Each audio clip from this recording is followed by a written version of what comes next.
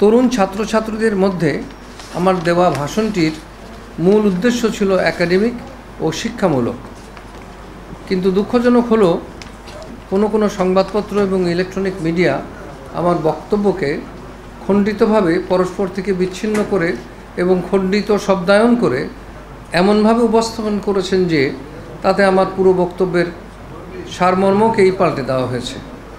আমি বক্তব্য উপস্থাপন করেছি তা পুরো বক্তব্য প্রচার করা হলে পরিষ্কার হয়ে যাবে, তখন পাঠক ও শ্রোতারা সহজে বুঝতে পারবেন যে আমার খণ্ডিত বক্তব্য প্রচার করে সুকৌশলে আমাকে হেয় করার চেষ্টা করা হচ্ছে।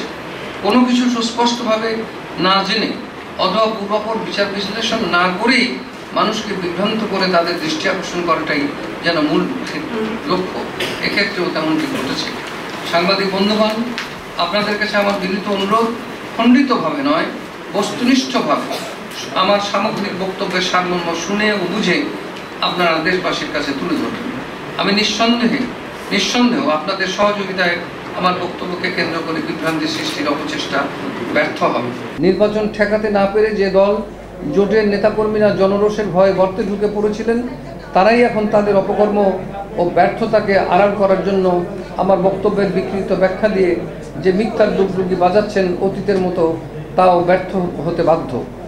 আমি সুস্পষ্টভাবে বলেছি যে ছাত্রলীগ কর্মীদের পড়াশোনা করতে হবে এবং লিখিত পরীক্ষায় উত্তীর্ণ সহ যোগ্য হলেই তারা চাকরি পাবেন। নির্বাচনকালীন জাতীয় সরকার গঠনের জন্য মাননীয় প্রধানমন্ত্রী জননেত্রী শেখ হাসিনার আহ্বানকে প্রত্যাখ্যান করে বিএনপি জামাত জোট কীভাবে দেশব্যাপী ভয়াবহ সন্ত্রাসের সৃষ্টি করেছিল।